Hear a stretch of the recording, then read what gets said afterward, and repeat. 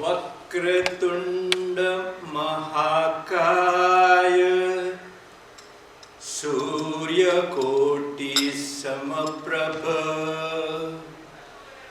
निर्विघ्नं कुरु मे देव सर्वकार्येषु सर्वदा सर्वकार्येषु सर्वदा. The topic I say is you can heal yourself by rewriting your subconscious mind. Rewriting. Come in front.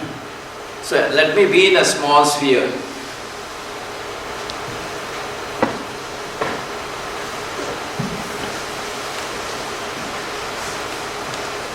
I said rewrite, not rewire.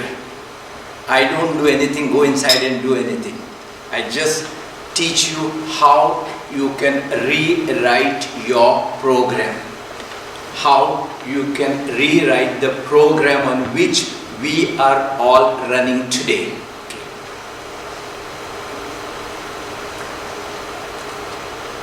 What is our purpose today? How to live a life without a disease, right? And suppose we get a disease, how to come out of it or how to conquer it very safely.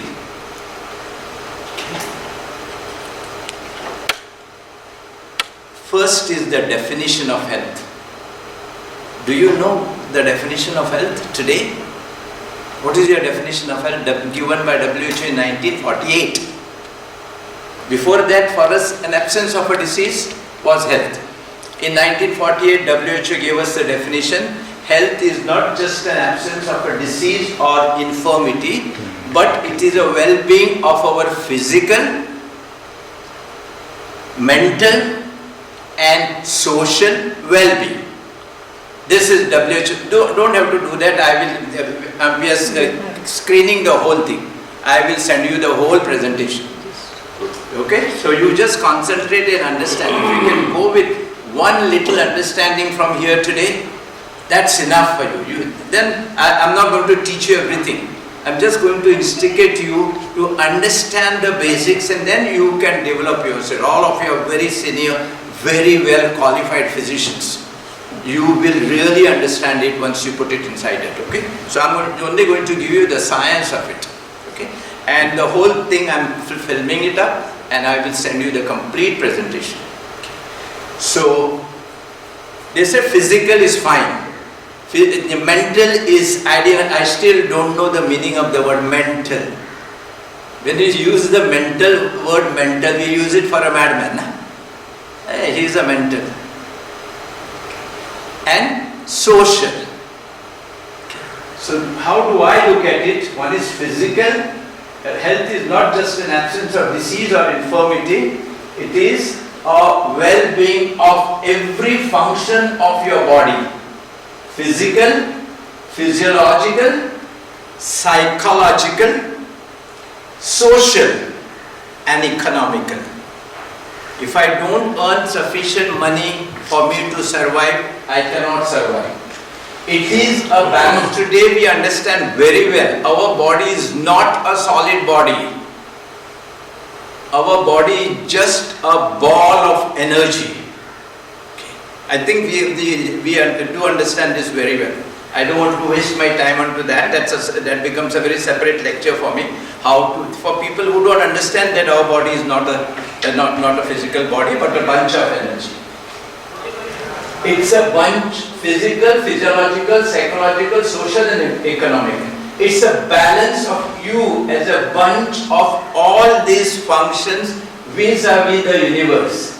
And it's a smooth play of your energy with the energy of the universe. The whole universe we have today understood is one. It is energy. We can neither create energy, we can only transfer energy. And today we will have little time. At the end of this, I will at least try to make you feel what is energy. You should be able to feel, yes, I am energy, this is my energy. And once you understand that, rest for us is going to be simple. But why don't you come on this side? Come, little right in front of me here. That becomes little. Come this side. Come this side. So we have kept the. I'll have to be within this space, na? Yeah. Okay, because I'm filming the whole thing. Yes, sir. All right. So once you create this balance with your universe, your spirit, your energy will start vibrating in tune with that of the universe. And obviously your body will be full of pleasure and full of pleasure, joy, the ultimate joy. This, my friend, all of us can achieve. This is nothing very, very difficult to achieve this. Today science has told us we can achieve this while we are doing our routine work. We don't have to go into Himalayas and sit there for years together to understand that. Okay? Am I right here? You are exactly what you eat. Our cells, millions of cells are dying constantly and they need to be replaced by the stem cells which are inside. If you don't eat for say 1 month, what will happen to your body? It's emaciated. Nothing is regenerated. How it gets regenerated? By the food that you eat. So it's most important, you are exactly what you eat. If you end up eating proper diet, you will end up having proper cells, proper structures, okay, and all that is proper. If you end up eating wrong things, accordingly your body will be different. And I have created a separate, a small booklet on how do I look at diet, what is my approach towards diet, which will keep you healthy, energetic all the time. In fact, from my hospital I have removed the dietitians. What happens with them is, none of the dietitians know what is proper diet. I actually went to investigate. I put 3-4 different dietitians. Everybody was wrong. I didn't like the thoughts of anybody. And then I went to the college. Why are they behaving like this? And these are young girls. At the age of 18, they joined the college. And what are they given? Books which are written 25-30 years back. They are taught their book. The professors come and give them lectures. They mug up those books, write their exam, get their degree, and come out and start advising people. How do you expect them to understand what the diet is? Your diet is the most important thing. I won't boast about it. My diabetic patients come with 300-400 sugar, sit down with me for some time, and come the next week with 120 sugar, with hardly a tablet. I don't have more than 10 patients with insulin in my whole practice today. After some time they just drop out. All that they do is they learn to live and eat properly. So you are exactly what you eat, you are exactly what you exercise. Body is also a machine which needs maintenance. That is your exercise. And you are exactly what you think. Our body is a community of 50 trillion cells. And each of this cell is an individual. Every cell has its own brain, every cell has its nervous system, digestive system, excretion, all these systems. Every cell. And all these are managed together in a colony, in synchrony, by the government. And that government is our thought. So thought is a physical thing. Thought is not your prana or whatever you call it. It's not the soul. Soul is something different. Science has still not told us. We have still not managed to analyze this at that level. But the thought we have understood so beautifully today. Okay? Okay. I won't waste time. Usually I take this 3 hours workshop. There I convince people by telling my own personal story.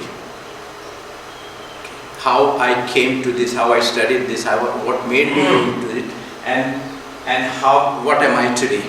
Still I'll take just a minute, because I need to give you at least one practical point on which you can start working. Okay?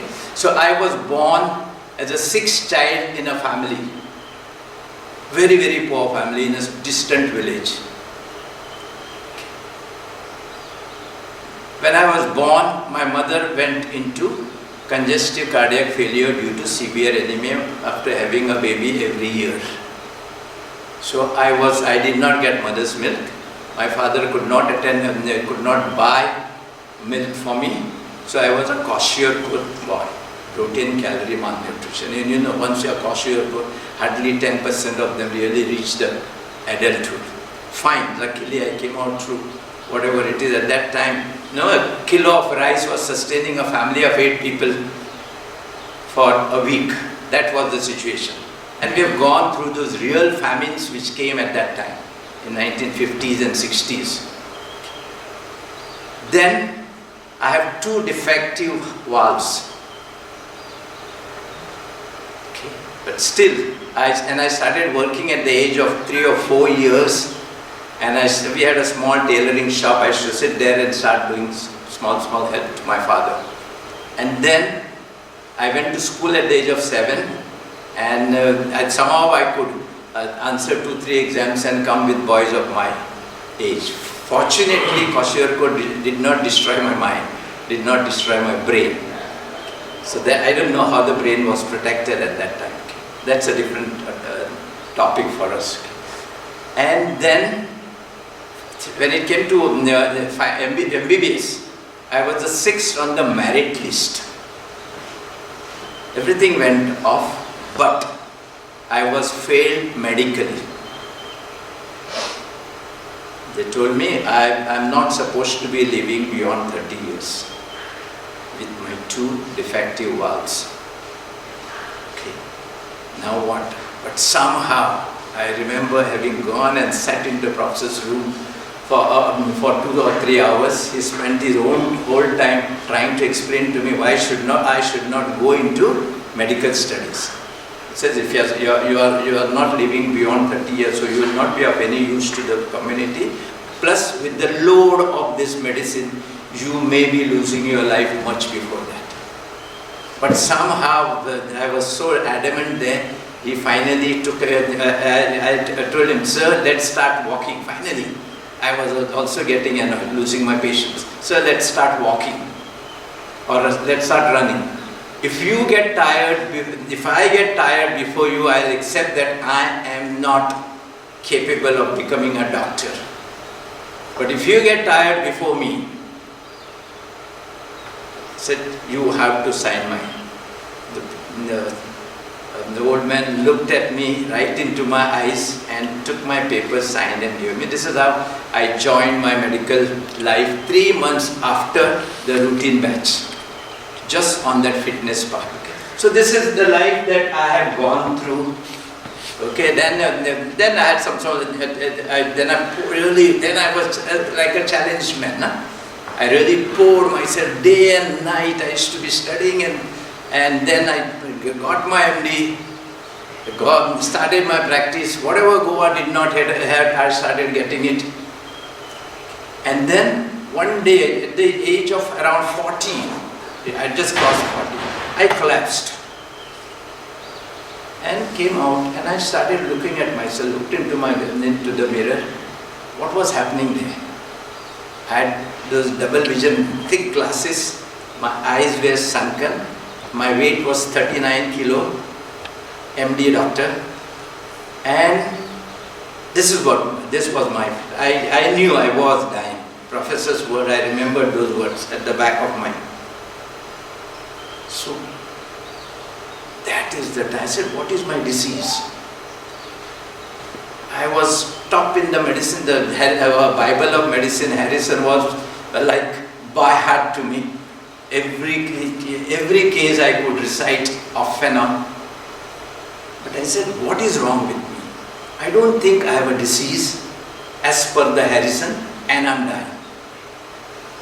It is here that I sat down. I said, no, I need to go into this. I need to find out myself. Our medical college did not teach us, taught us how to treat.